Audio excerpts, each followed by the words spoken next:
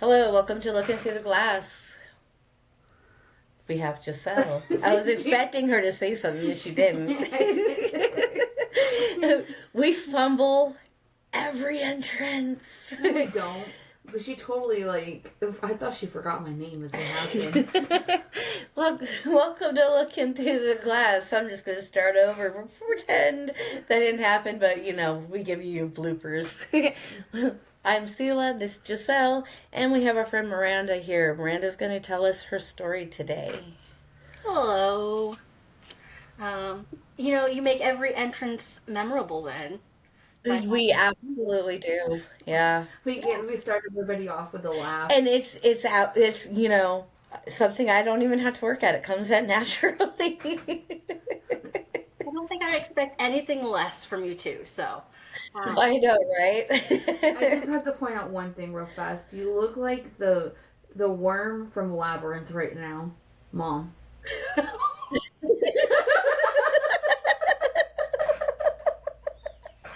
little. Yep. I'm looking at Miranda. I'm like, how? No, you. Me? I totally see it, but yeah. Thank you. Hello. Come inside. Oh, I had to just point that out. But yeah, how are you, Miranda? I'm doing good. I mean, life's a roller coaster, as probably almost everybody can relate to. And had better days, done better. But I mean, all in all, as you people hear my story, I'm doing pretty good. So, um, just trying to roll with the punches and see where things go. But um, yeah, so if you're ready, I will go ahead and start my lovely tale of. I don't even know what I would title it at this point, but yeah, so. Um, and so, anyone who's watching this, just in case, the story is going to involve substances, domestic violence, and suicide attempt. So that way, not your jam. Might not want to watch. Oh no, our listeners are very well. We are very well known for having all of that talk on our podcast. So we are put down as explicit for a reason, and we are a trigger warning. So you are free to speak as free and as openly as your heart desires. And I'll start with when I was born. I was born to a alcoholic and pill addicted mother. I was the youngest of three. So that automatically, it's more now than back when I was a kid, but I was adopted at the age of 3 with my siblings. And then from there on, um, pretty normal childhood. Didn't really get into trouble myself. My brother did a little bit. Um, then I went to college. Got a bachelor's degree, double majored. And then that was all here in Ohio. And then I moved to Kentucky. And that was for a guy. Spent 7 years with him, broke up, but I stayed down in there in Kentucky, even though I had no ties anymore. It was just employment that I really enjoyed and I fell in love with. Um, and I ended up having a couple other relationships throughout the years, and then I spent 5 years by myself, and then I got into another relationship. This relationship moved pretty quickly, and the gentleman it was with was very honest with me from the beginning, and had sent me his rap sheet, and it had to do with him manufacturing methamphetamine, doing the time incarcerated, been out, and he had told me that he'd been clean ever since, and that had been quite a bit of time. So, normally when you're dating, you're like those people. You're kind of like, nope, swipe away because I did meet him online, and I was like, I'm gonna give him a chance. He was honest from the get go. Gonna give him a chance, and it went fast. Like things went fast because things seemed great. Um, and How old were you at this time? I was 38, Okay. and I had a failed marriage back before I had moved to Kentucky, and I had another engagement back in way before then too. But so at 38, I met a guy, fell fast and hard, even though he had his past, but he seemed to be doing good.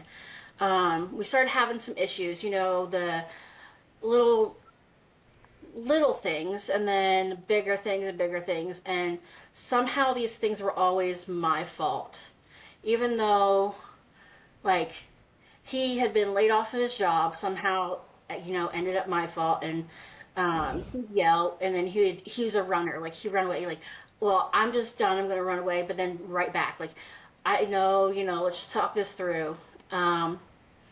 And it came to the point where even when I'm going to work every day, I had to be on the phone with him from the time I left to the time I got to the office, and then constantly texting him, even though I'm trying to do my job. It was a job. I am everybody's favorite person to hate, or I was, working for CPS. And so I can't stay on the phone all the time, even though, I'm not out in the field because I'm a supervisor. I go out and help some of my workers, or have, meeting them in the office and going to other meetings. And somehow, if I didn't text back right away, or I wasn't telling him where I was at because maybe there's an emergency and I'm not sitting on my phone trying to get back, I hear about it later. And as time went on, there was more running, more things, but it was always my fault. It was always, well, you make me mad. You make me do these things. And the yelling and constantly blaming me for everything going on that happened in his past that I wasn't around for.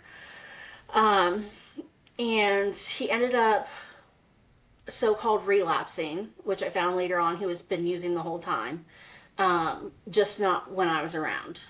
And so I instantly went into, let me take you to a meeting, let me, help you through this, we'll figure it out. Um, Against my better judgment, when I should have just been like, okay, no, that's not what I'm going to do. You're not going to be in my life. But instead, I'm trying to work through this, trying to make things work. And he didn't go to a meeting that night, but he did go the day after. He let me take him, but he didn't let me go inside. I stayed in the parking lot, and we went home thinking everything's fine. Um, and down the road, he ends up still being using, and instead of me trying to find a way to cope with not only that, but things started to go bad with work because I needed to make sure I was following what he said. To make sure everything stayed smooth and good and things went well. Um, Everything's overwhelming. I end up using with him instead of pushing him out of my life and finding better things. I end up going down that road with him. And I was going to, the first time was, it's just going to be this time. I'm going to see if, this does help you cope. Like, why is it so good? Maybe it does help you cope. It's just this one time, though. I'll figure it out after that. That's not how it works when you use meth. When you use meth, you chase it after that. And the funny thing is, one of the first families I worked with as a vendor for CPS, so I was going in and doing like parenting skills and visits for parents and kids. So one of the people I worked with back then had told me, Miranda, if I got you to use right now, by the end of the week, which is probably like early in the week, you would be back on your knees begging me for more. He wasn't wrong. Like, that guy was not wrong. And I'll remember that forever. Like, he was not wrong, because when I used it that first time and I was thinking it's only going to be this one time, it wasn't. Like, I used on a Friday, and within 3 days, 4 days, I'm like, I really want to do that again. It felt good. Like, it felt good. Like, I wasn't thinking about anything else other than that feeling that I had because I was completely in outer space and not worried about anything. Um, and it came from, okay, just after work, um, as things are going on, I'll just use after work and, go to work the next day, be fine, come home and crash that night then. And then, about every other day. It ends up being all the time. Stay up. Oh, wait, I'm going to go to work. I need to keep going, so I need to hit the pipe again. And to think I'm working not only with people trained to see it, I'm working with officers a lot. I'm going to court.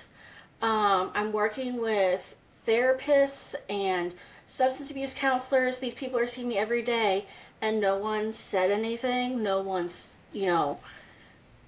questioned it. Um, and thinking about it, I don't know, I don't really know why, but hey, got away with it. So, but things kept going down a road with him that I got to a point where, like, okay, I'm done, I'm clean. Like, I'm not using no more. That's it. Um, and I was 2 days clean. He knew that. And he was trying. I won't make him a complete villain, even though he is.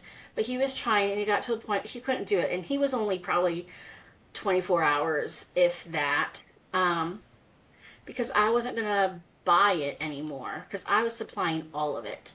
Um, Mm. he would go, we'd go to the place, he'd pick it up, whatever. It took a while. Like, I ended up sitting in the car the first couple times, and then the person's like, no, come in the house, come sit with us, come chill with us. I'm like, okay, whatever. But we'd go, I'd give the money, you know, he would actually do the interactions. Um, and I wasn't doing that, so he was getting, frustrated. I could see that, he's jonesing. And he got upset about a joke I said, like, just a stupid joke. I like, you shouldn't have got upset. Normally he would probably would have laughed at it. And he goes upstairs, and I'm like, he's angry. I'm just stay down here. And then he comes back down. He's so mad, yelling in my face. I've never seen it before. And he starts putting his hands on me for the first time. He puts his hands on me. He pushes me down on the bed. He puts his knee on my head. And he's freaking out. And he ends up going back upstairs, and I let him. And I start texting um, his friend slash dealer, and I said, "Hey, can you come get him? Like, he's off his rocker. I don't know what's going on. He's tripping, and he couldn't come get him because that's the only person I knew that might come get him." And he couldn't. He was out with some lady, and he's like, "If he does it again, or you think you're in danger, call the police." I just had a dealer tell me to call the police on someone, and the dealer knows there might be stuff in the house, or there's at least paraphernalia. A dealer told me that. So I'm thinking, okay, like, he told me this, it's going to be okay, whatever. So he comes back downstairs, and he gets physical again. He walks away, and, like, I push the button on my phone, the side of the phone, 5 times because that sends the thing to the police. He'd gone, and I instantly hung it up because he was coming back at me. And I said, I just tried to notify the police, but I hung up. I don't know if it went through. So he forced me out of the house and into the car, and we drove into town. He took my phones. We went to the dealer's house. I'm, walking into this house. The dealer knows what's going on. It's dead silent, and there's other people there because those other people don't know what's going on, but it's dead silent. And the dealer looks at me and is like, just like, are you okay? And I'm just like shaking my head, yes, sort of, but he can see tears like streaming down my face. And we're You were sitting, quite clearly not okay. yeah, I was not okay, and he knew it, but he was also trying to make sure things didn't blow up to the point of like something going on in his Yeah, house because he's trying to manage a very unstable situation here. So yeah. let me, so at this point, you're basically been kidnapped. Yeah. Yep. Yeah, okay. Like I just so our listeners can get, I make sure I'm on the right track here. At this point in time, you're basically kidnapped at your dealer's house, and your dealer's sitting here trying to deal with your unstable boyfriend Yes. Yeah, because and if we trying to stayed keep at the you house, alive. yeah, if we stayed at the house, if it did go through, they could have done a welfare check and come to the house and definitely would have been all over Yeah, them, probably both of us. But yeah, I'm sitting in the house with a dealer trying to, he's trying to calm the situation, but still make sure whatever's going on. And we're sitting there for probably about an hour, and I finally just lose it. I said, I just want to go home. Like, just let me go home. Like, give me the keys and let me go home. And so they talk him into letting me go home, but his contingency was I was to take him to his mother's house. Um, and I was like, I can do that. I will take you to your mother's house and drop you off. And he's like, okay. So we get to his mom's house, and he puts my car in park and takes the keys and goes inside. So I'm sitting out in my car, and he goes, don't get out of the car. If you do, I'll be able to, get you. So he goes in, I'm sitting in my car, I'm just like, whatever. Like, if he's gonna sit there and watch me, he will. Like, he will be able to do anything. He'll be able to hear if I yell, like, for help. So he goes inside, and here comes outside him and his mom. And his mom gets in her truck, and he gets back in the car. And I say, I thought I was leaving you here. No. So he has me drive back to my house, and his mom's following us. And before we get to the house, he has me pull into a Dollar General, which is a mile down the street from my house, and stop and park. And it was probably 1 or 2 in the morning, so there's nobody there, like nothing in the parking lot. And his mom drives past and goes to the house. And then he's like, waiting to be all clear, of course, make sure there's not a cop there. And we drive up there and we go inside. And I said, you have to leave. You're not staying here. And he starts to gather some stuff, but he said, I'll be back tomorrow to get my stuff. And he starts to walk out, and I was begging because he had not only my phone, but he had my work phone. And I said, I need the phones. You can't keep my phones. I need my phones. I said, I'm not going to call anyone. Just give me my phones, whatever. And I said, you cannot come back without somebody. You cannot come to this house without somebody. That's when I'll call someone, is if you come back here with somebody or without somebody to get your stuff. But at the same time, I'm just freaking out and just wanting to leave. And he finally does. He gives me my phones, and he runs out the door, gets in the truck, and drives away. And I don't call anyone because I'm just devastated. I go sit on my bed, and I start getting text messages from him. Um, and again, he's blaming me. And I'm in a dark spot because not only did I just go through my first like physical domestic violence, because I mean domestic violence is more than just physical put hands on, and I've been going through it since I met him, basically after that honeymoon stage was over. Um, and one of his messages was, "Do the world a favor, um, and just end it all. Like, kill yourself." Um, and he knows I have a gun, and I was telling him like how bad I felt and everything. So I didn't remember this right away, like, and it took some time, but I actually sent him a picture of me holding my 9mm to my head. Um, and he's like, "Yeah, you'll never do it. That's why you're not dead yet." And again, like that plus just not doing good at work. Everything's going down the drain.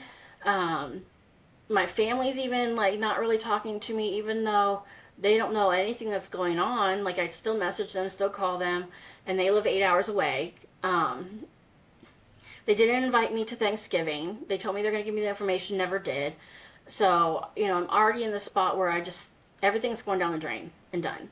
So, the last I remember, like technically remember, is sitting on the edge of my bed, and thinking that I laid down and went to sleep. I pulled the trigger. Um, and the next thing I remember at that time was waking up 3 days later in a hospital. Um, and not really remembering what happened.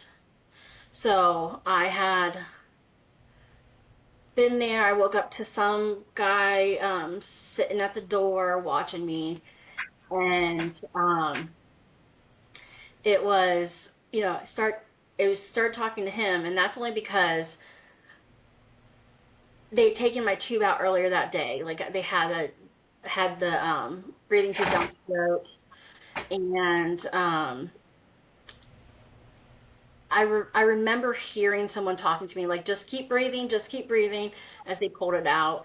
And I do remember that time before I woke up, I remember hearing two of my employees, because I was a supervisor, so two of my team members saying, you just need to hold on. You're a strong person. We need you to wake up and we need you to come back. You're the one who's been there for us and does great things. We need you to come back and, be that person for us. And I do remember hearing that. And to me, that's just kind of like this like foggy memory that I still have, but I remember hearing it. So, I spent about 2.5 weeks in that hospital. And one of the things that happened was there, like that triggered my memory of what happened was psych came up, and started talking to me. Um, and they start asking, um, do you have the thoughts of hurting yourself or others? Well, that's a strange question to ask. I don't even know why I'm here, but no. And then I'm like, wait a minute. Okay. Yeah. That's what happened. I did it. I actually did it, but I'm here for some reason. I actually pulled the trigger. I actually tried to kill myself, but I'm here for some reason. Um, So when you first woke up, you had no recollection of you pulling the trigger or anything. It took you a moment. Wow. yeah, your brain actually protects yourself, and Yeah. you will take those memories away. And it's not, I don't remember the actually pulling the trigger, but I know what I did. Like, I know what happened. I can't remember actually doing it because, like I said, the last thing I remember is sitting on the edge of my bed thinking I was laying down to go to sleep. And no. But, Just a testament of how far the brain will go to protect itself and to yeah, protect you. yeah, because I mean, I've learned a lot because a traumatic brain injury, um, there's all different. All of them are different from each other, and just learning what I've could in the past has been one of the big things I've done. Was, oh, I have this thing that I'm going through. I need to know all about it. But yeah, the next question he asked was, um, do you feel like you need to use drugs and things like that? And that triggered back to the memory. Like, I didn't remember really much of anything until questions were starting to be asked.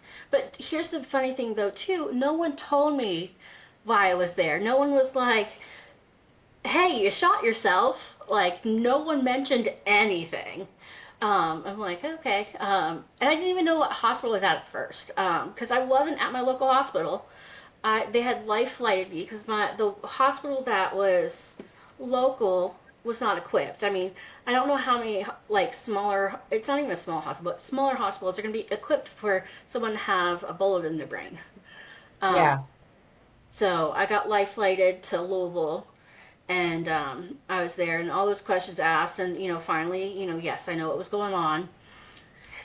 Um, and it was, my family showed up like a day later. I wasn't even thinking about it because after I had woke up and I was there, they had speech come in, do a swallow test so I could drink and eat after that, and then get moved out of the emergency care unit or the ICU to a regular um, neuro hall, because the brain, that's what they're going to be looking at to watch for signs of whatever's going on, seizures, nerve damage. At that point, when I woke up, I couldn't move my left side at all. The left side of my body completely still, completely like I could I could probably think, punch yourself in the face or just itch, you just need to itch your arm, and nothing moved. My right side moved. It was, to me, it was fine, but I was told even before that, like before I woke up, nothing moved. Like I would be still as a board.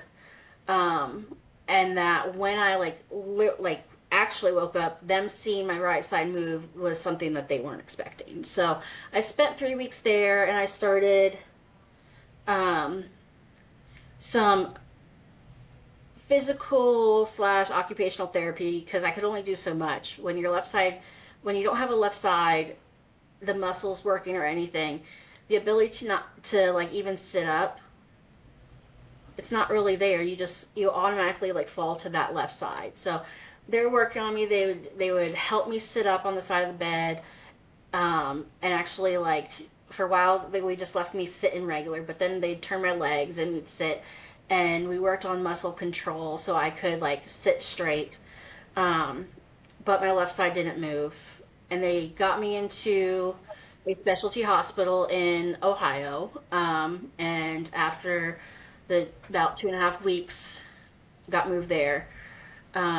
And all this time, anytime I sit up, I'd have to have a helmet on because I had a crater in my head from where they had to try and get out all the pieces of the skull and to make a spot big enough for my brain to swell and then, go down to its normal size.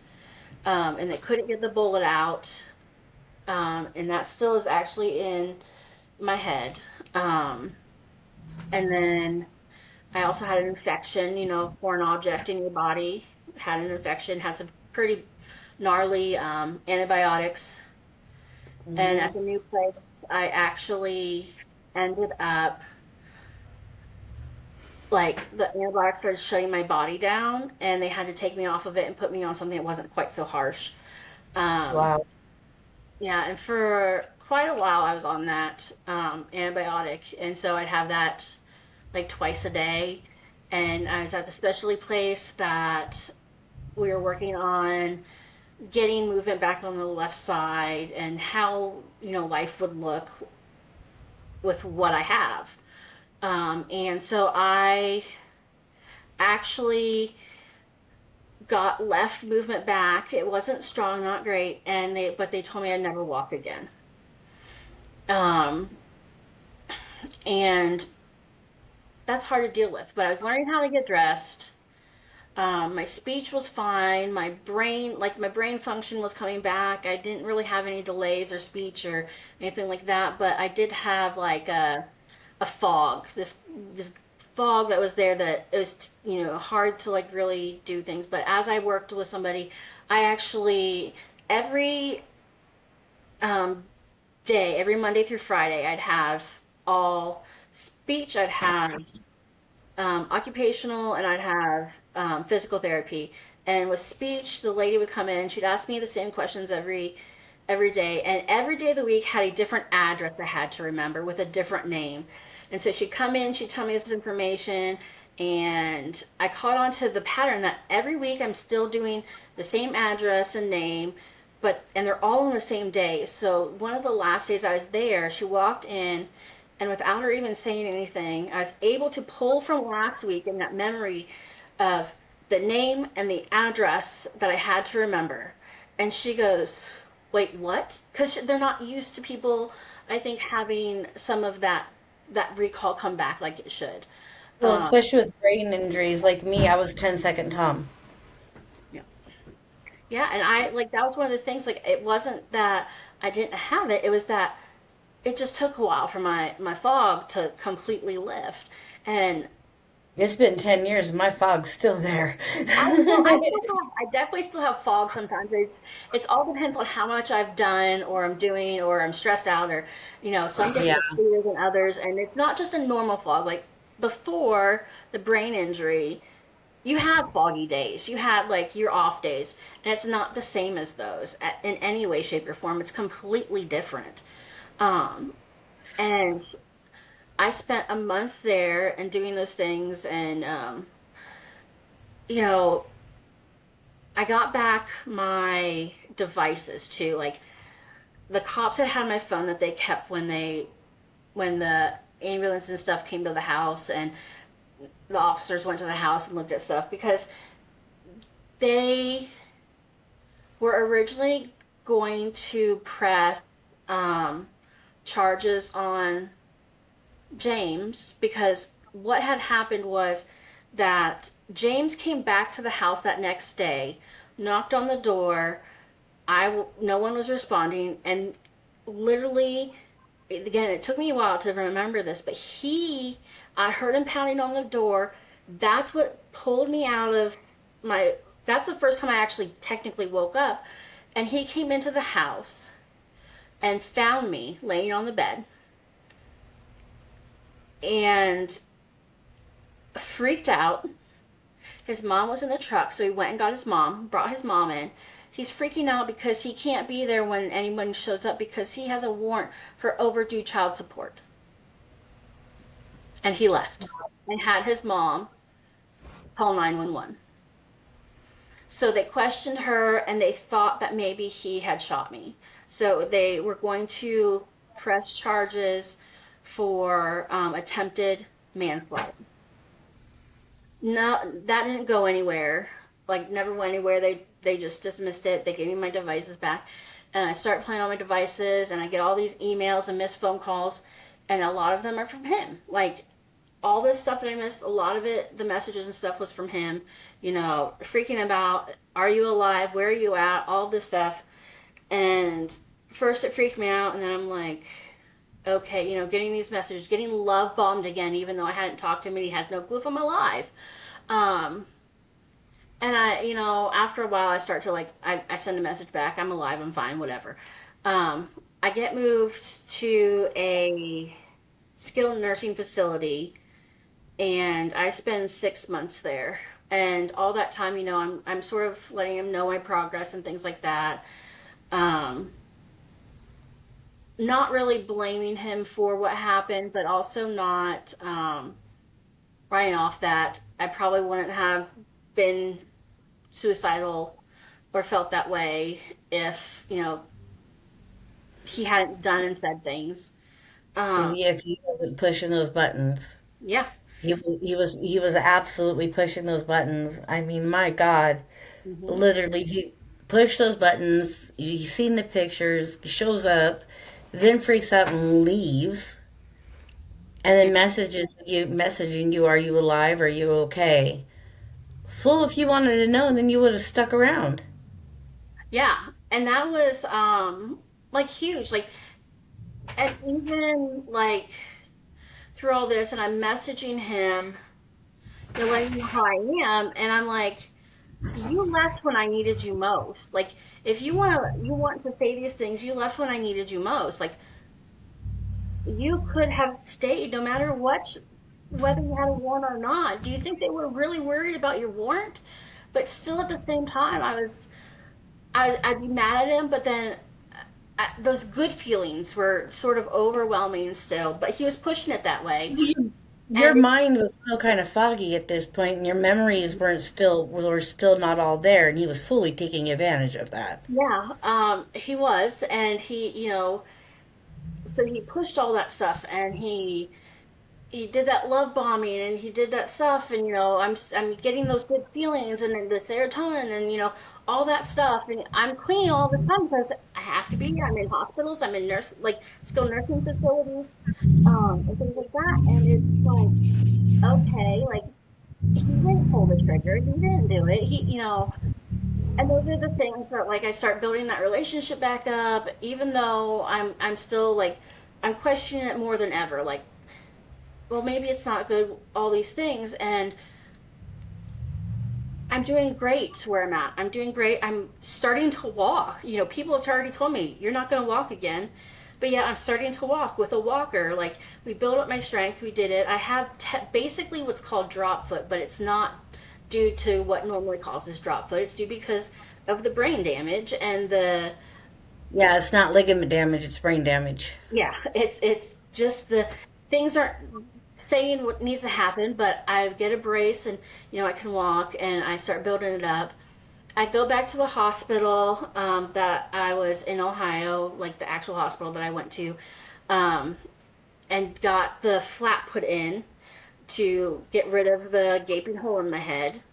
And he shows up. He shows up for that surgery.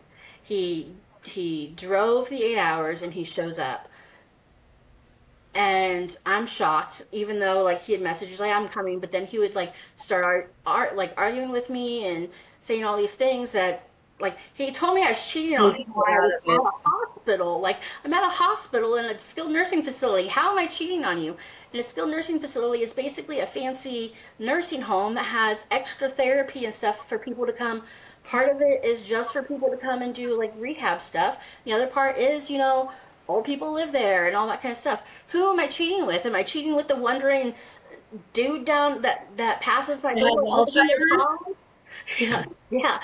Passes my room 800 times and just stands there and looks at me, says hi, and then keeps walking? No, like, and how am I cheating on you? Like, he would do that, but No then he doubt. yeah, but then he showed up at the cert. He showed up and he spent 3 days at the hospital, talking and eh, going over like all these, what happened and all this stuff. And then right before he leaves, he's like angry at something. I was like, just leave then, whatever, fine, bye. Um, and I go back to the skilled nursing facility for like 2 weeks just to make sure everything went well. And then I get to come home with my parents. So I'm at home. I'm back in my childhood room. It's lovely. I mean, um, yeah. But continue PT for a while. Insurance stops. Doing good. But then we go back down to Kentucky to go get my stuff from my house because I can't live in that house for one because there's stairs. I can't get up it, and it's just not safe for me to necessarily live so far away from everybody who supports me. So we get down there, and I can't get in the house. And I'm freaking out because my first house, I planned on owning that house and living in it for quite a long time. And I'm having to say goodbye to it after. I would imagine that that weighed a whole that's a whole nother thing that you had to deal with on top of everything, the what you were physically dealing with, and then your past of everything before you pulled the trigger, that's still all there. Yeah, And then having to give up basically your adulthood. yeah, it's been it was so hard. Like I'm sitting in the driveway and like my parents are going in my house and pulling things out, and I'm like, I just want to go in my house. Like I want to help. I want to say goodbye to my house. I want to like all the memories because I did so much work on this house like by myself, especially during that 5 years I was like single and doing all that stuff. Like I wanted to like have this like moment with my house. And I think anybody who's like had either like a house they've lived in forever or that they're very proud of or anything, or had even like a car that they've drove forever and it's died or whatever, they have that bond with it. So I text him and I say, "You can you get me in the house? Do you have? I know you have someone, or somebody who has like a ramp or something that can get me in the house." He's like, "Sure, I will. I'll get in the house." So he gets a ramp and he brings it and he sets it up and he helps get me in the house. And he has some stuff in the house too. So he's like, "I'll help you guys." And I'm like, "Okay, fine, that's great."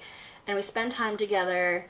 Um, he comes to the hotel that we were staying at. My parents had their own room. I had, a room, and he'd come and hang out. And um, he offered me meth.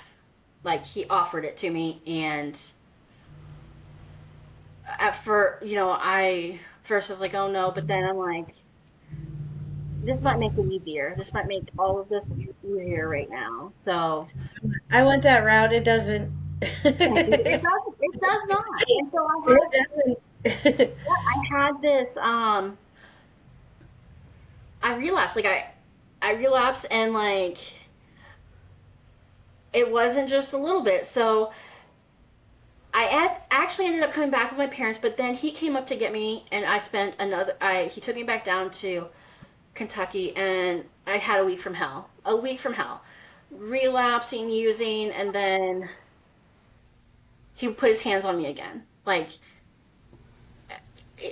what is And going you're in on? a wheelchair at this point, Yeah, I'm correct? in a wheelchair. I'm in a wheelchair because I can only walk like A couple um at steps. that at that point I could walk maybe 15 to 20 feet with my walker.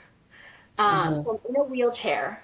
I'm in my house. It's not really great. I can't even use half of my house because there's an upstairs, and there's stuff like just everywhere, like left everywhere from what we got my stuff, and his stuff was still there, and he was supposed to be getting his stuff out like before that. But then I'm like, okay, I'm down here, I'm doing this, whatever, we'll see what happens. But within a week, he puts his hands on me, and he takes my car after and leaves because again, he was jonesing. Like, he was jonesing, and that is not an excuse for anybody to put their hands on anyone because they just, haven't got high, or they need another fix, whatever. But he leaves. I call somebody to call the police for me because if he comes back and sees that I've called the police, he's going to kill me. Like, that was my thought. Hmm. Going to kill me if he sees it. So I call someone, they call, and it takes 45 minutes for an officer to get to the house. Um, Luckily, he had not come back, and I report the abuse, and they take pictures. I mean, I had bruises. He had tried to shave my head. Like, he actually shaved a strip in my head and then threw the buzzers to where I couldn't reach them. So I couldn't shave the rest of my head. And my hair had just grown back, like a couple inches from when they put the plate back in my head. So now I have short hair anyway, but a one buzz spot, and I can't fix it. Just Um, to humiliate you some more. yeah, yeah, to humiliate me. Like, um, while I'm talking to this officer and he's taking the report, my phone rings and it's him. And I said, "This is him." And he says, "Go ahead and answer it." And so I answer it, and he goes, "I'm on my way home." He goes, "Did you call the police?" I said, "What do you mean, did I call the police?" Because technically I didn't, so I wasn't lying to him, and that made me feel fine. Like, I was like, he'll know if I'm lying to him, but no, I didn't, whatever. And then the officer takes the phone. He goes, um, you know, "This is so and so from whatever," and he hangs up. So he never came back with my car. The officer says, "We'll give you the number for the advocate. Do you need to go to the hospital?" No, I don't need to go to the hospital. I'm fine. I'm just, it hurts, but I'm fine. He tried to flip me out of my chair. He threw flaming paper at me.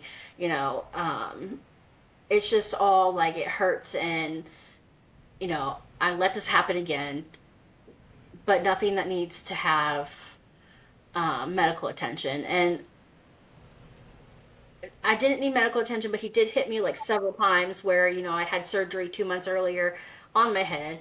And it takes 3 days for people to come down and get me. So I'm sitting in this house that's not really friendly, but I can get, kitchen, bathroom, into my bed, which was out. We'd put it out into the living room because it's easier to get to. So just this little area, and hoping that he doesn't show back up because the cops never found him, but they found my car. The cop brought me my keys, and it was sitting outside of his mom's house, but they hadn't caught him. So I come back up to Ohio. I get back into PT, do all that stuff. I get to where I'm walking 600, or not 600, like 200 feet, and that's about where I'm at still. Insurance no longer pays for my physical therapy because I've plateaued, and they didn't want to do that. So I have to do whatever I can without any instruction. which is, I can do what I can, and I have my chair, and I, just sort of Yeah, live but I don't feel that physical therapy or health insurance should be able to determine whether you lose your physical therapy. You shouldn't have to lose your ability to walk for forever. If you're still fighting, we're gonna have plateaus during these healing journeys and these fights, especially when you're dealing with a brain injury. Yeah, and it's like it hit me real hard because I was doing so good. I was making progress. Even though I plateaued, I was making progress. And one of the things, though, too, is the PT I was doing was basically for people who just had surgery and, rehabbing like a hurt knee or whatever. Because where I'm at, I live, not in like a populated area. I live near Amish country. And so in order for me to get the neurology like PT that I need to go to a bigger city, which they have. Like I could go back to the place that I originally went to the hospital up here in Ohio, like and got that. They have more resources and things like that. So that's something I think they also took into consideration. I'm not like getting that type of therapy because it's not available, but it's something that I'm still not opposed to trying later on. Like, because I keep moving, I keep doing these things, I'm still making progress to me, which is I can still stand up, take those steps, and go. Now, will I be able to necessarily walk without the walker? Maybe not. Maybe can I graduate to a cane? Like, if that was my goal, and that's what I was told could happen. Like, if we worked hard enough, maybe we'll get to that. Like, they said, we think you can get to the cane. Well, insurance says no. Like, insurance says, we're done. Like, whatever. Pisses me off. But there's But nothing, it's a losing battle. yeah.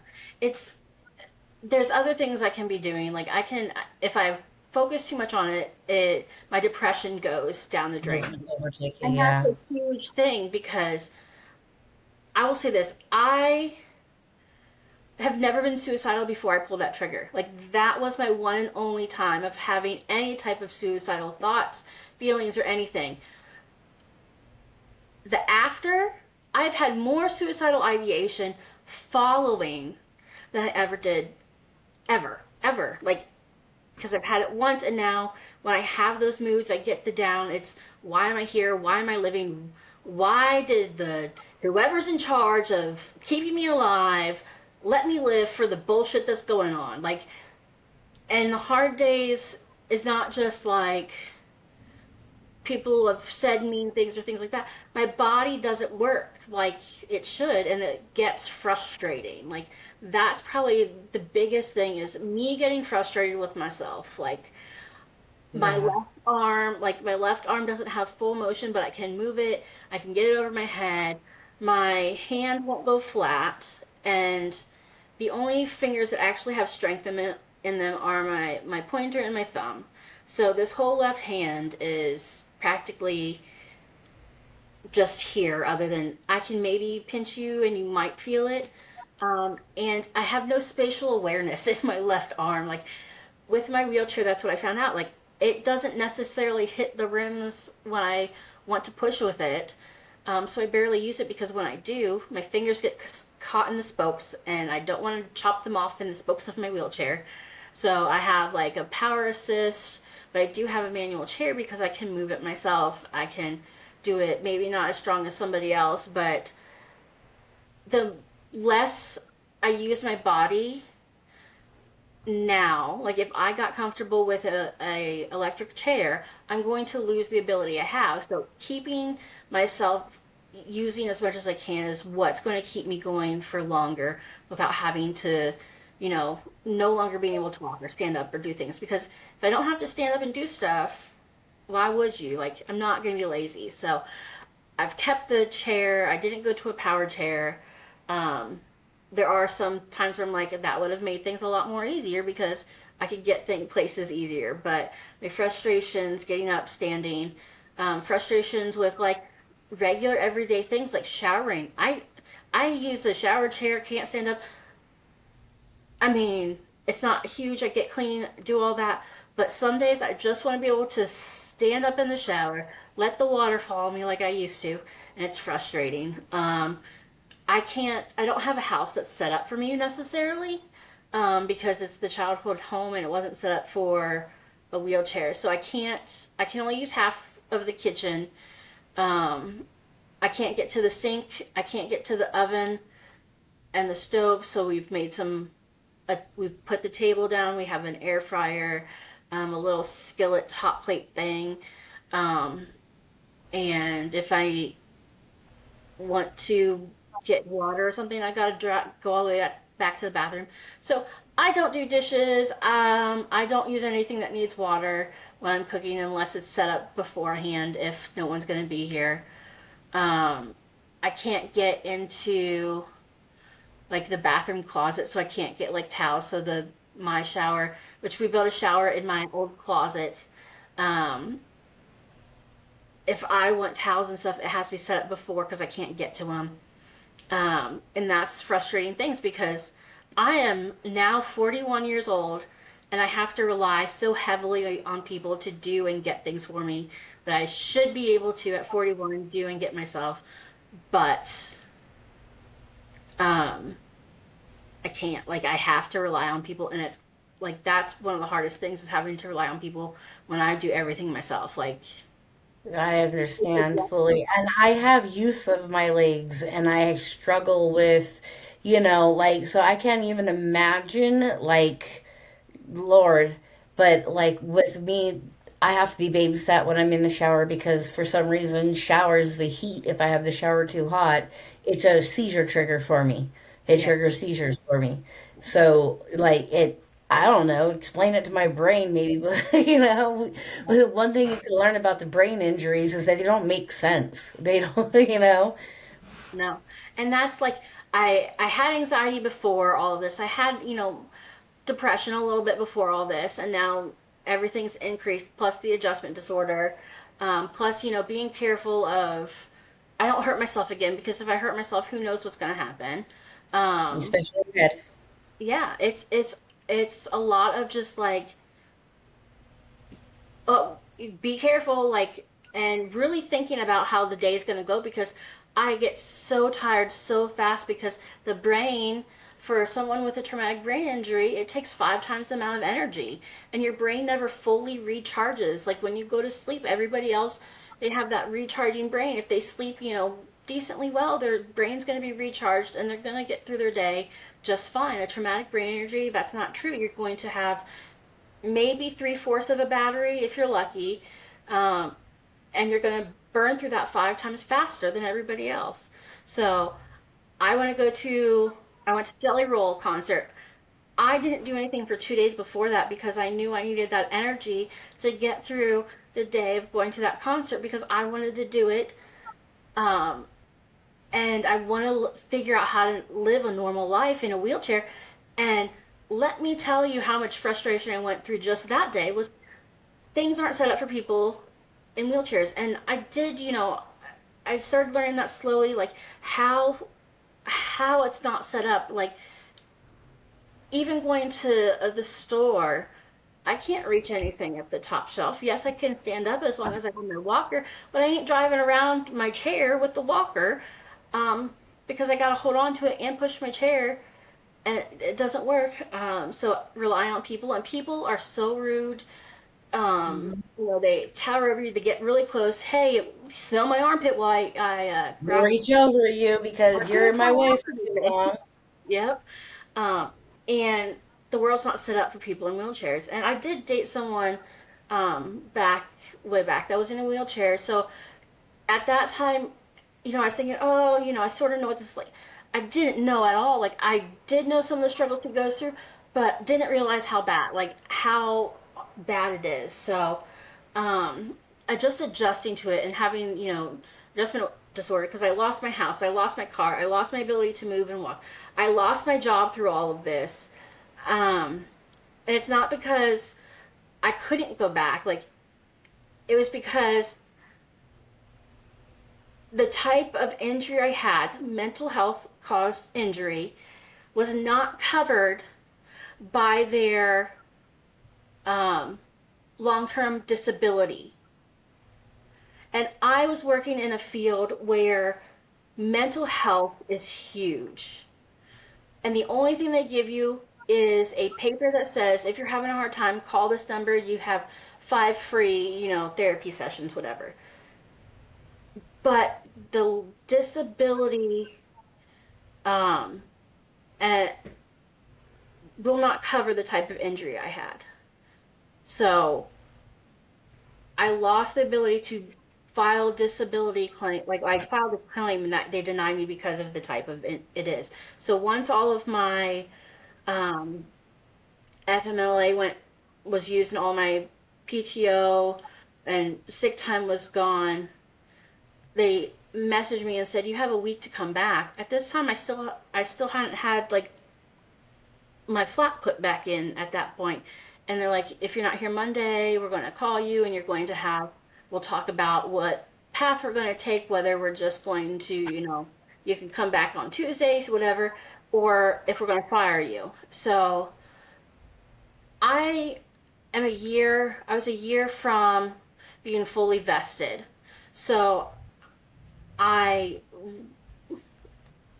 I quit, well, I quit the job, letting them know, and that way I was still in good standing. And so even though I don't live where I was working anymore, for some reason I want to work for them for a year doing something that I could do eventually when I get to a point that I could work. Um, maybe I Since you could put get all more. in all that time, you Yeah, put in all that time to have this as a retirement and this and that went all down the drain. And I think that's a really big issue in our society right now. Is like they don't give enough time. We've somewhat experienced the same thing with the FMLA running out. They don't give enough time for people to actually heal. yeah, and that's like I still wouldn't be ready to go back today if that was Hmm. the thing. But I have, that time sits there. They hold on to all of that retirement, and I have part of it, but I need another year to get all of it. And I don't know if I'll ever get there, but I'll have what I have because even now, I'm in December, I'll be 2 years. Like, I'll be 2 years from my brain injury. And right now, I'd be still unreliable. Like, and that's the big word for, I think, disability is I'm unreliable. Like, Yeah, I'm same not, here. I'm not going to make it all day, 8 hours a day, 5 days a week. There is no way, shape, or form I'm going to be able to do that and be beneficial for anybody who's hiring me. Where I do things that I can do from home, and maybe no one knows that I'm actually doing it. One of my big things is, suicide awareness and things like that. So I've, around my town, I've hung up little things that I've made that have cards on them that, you know, it has a yellow ribbon, which is one of the first suicide awareness ribbons because there's multiple that are used that people will notify. But it says "Be a link, save a life," and it has like if you get this card, someone's saying, "Hey, I need someone to talk to. I want to hurt myself," and that way that person can sit down. It gives them instructions like, "Don't leave this person. Call for help. Sit down and just listen." And so those are hung around my community so that if people are going through something or they see it, they can still pick one up, put it in their in their wallet, or they can take some, give them to their kids. Hey, if you ever need to talk to me, here's your way to talk to me. So those are hanging up in my community, um, and I've really dedicated my time. Like on TikTok, like I educate people. I go into rooms not only just like um, for substance abuse, which there's a huge community on TikTok for substance abuse, but mental health awareness because mental health is everything that has touched me, whether it's been the substance abuse um, or the lack of ability to cope. Like things were happening I couldn't cope with, and figuring out how got to the substance abuse and led to the suicide attempt. So anything that I can do that allows me to talk about the mental health is huge because everyone needs to destigmatize it. And the more people talk about it, the less likely people are going to shy away or going to harm themselves because people are talking about their mental health. Like, if parents talk about their mental health with their kids and not shame it, and they let their kids know when they're sad or when they're angry, and they show them the positive ways to cope, they're going to grow up and they're going to be able to do that instead of don't talk about it, put it in the closet, hide it, it's bad. The more we talk, the more it's normalized, and people are going to get help, and people aren't going to be burying their kids young because they took their own lives. They're not going to be using necessarily the substances or alcohol because they're learning to cope. Where alcohol, yes, you can get at the store, but maybe they'll use it the way it should be used instead of using it to To band-aid cope something. or to Yeah, and survive their daily thoughts. yeah, and then anything with the brain injury because I've I'm working on becoming sort of a someone they like a mentor. So if someone else is going through something at the state hospital here, they have a program that they do like this buddy system. So I'm working on becoming part of that. That if someone is has a similar thing to me, that they can buddy me up with them, and even if it's just virtual, we can talk and have those sessions of like someone to listen, someone that's going to understand where you're coming from. Because a therapist themselves, and I think that's where I've struggled with therapy. I've gone, they've said, great, good, you're good, we don't need to see you anymore, but they don't really understand. They don't necessarily get it. They've been taught. They've been have the education in books. And let me tell you, I have education in books too, which probably why the therapist thinks I'm okay is because I already know that knowledge of how to do psych stuff and things like that. But they haven't been through it. And I think even with substance abuse, when you see a substance abuse counselor, they have the books. I had the book knowledge on that too. I meet with these parents and we go over all this stuff. But I get it now. Like, I get it. Like, the struggles, because I do have cravings sometimes, because again, that's a band-aid. It's easier. And the feeling, like, if you haven't felt it, don't try it. But I'll tell you, it does make you feel great, and you're energetic, and you're going to get everything done that you've wanted to get done in the past 7 months, 8 months, whatever. You're going to get it done in probably 2 days. But Yeah, what it does create is that, it helps you keep up with the Joneses type situation. And if that's what you're concerned about, then yeah, it's great. But then it all falls out from underneath you. yeah, you lose So, everything. Miranda, so let me ask you this. If our listeners could get one thing from your story, what would you like them to get out of it? That it's okay to talk to someone and have the hard times. That tomorrow is 24 hours away, usually less than 24 hours away.